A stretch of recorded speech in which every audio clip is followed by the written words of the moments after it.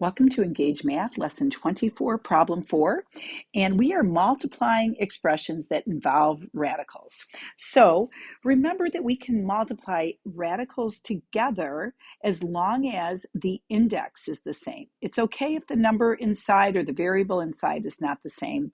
That's called the radicand. The radicand can be different, but the index here of 2 and 2, even though it's not written, is what has to be the same. So this can be distributed right through.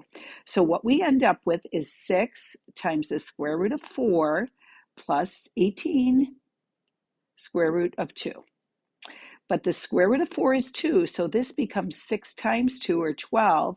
So our final answer is 12 plus 18 square root 2. Let's look at B. Okay, the square root of anything squared, so the square root of 20 times the square root of 20 is just 20. So our first step is that we have 20 square root 20.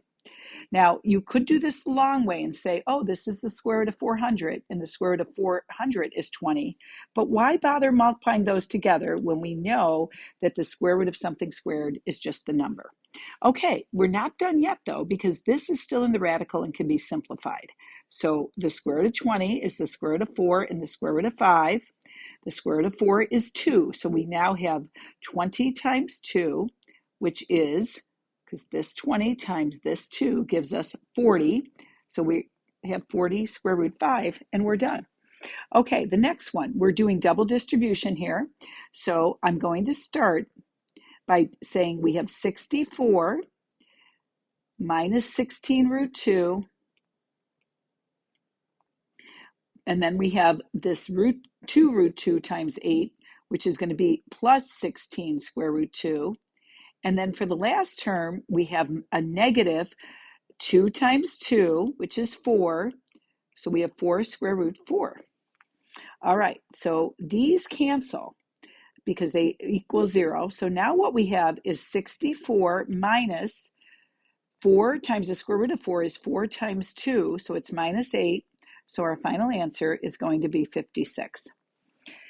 Okay, so with that in mind, let's look at this last one. A very common error is to just want to square each one of those terms and say, oh, it's 36 plus 3 root 5, the quantity squared. But what we have to do here is we have to rewrite this as two binomials being multiplied together, and now we're going to do the double distribution. So we're first going to distribute the 6 to both terms, and we get 36, plus 18 square root 5, plus 18 square root 5 again, because now we're multiplying the 3 root 5 through.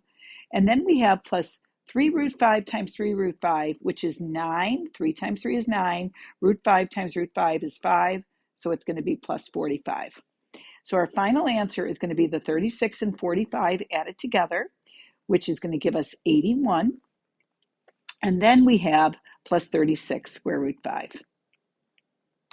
All right, that's it. Thanks for joining us here today at Engage Math. See you next time.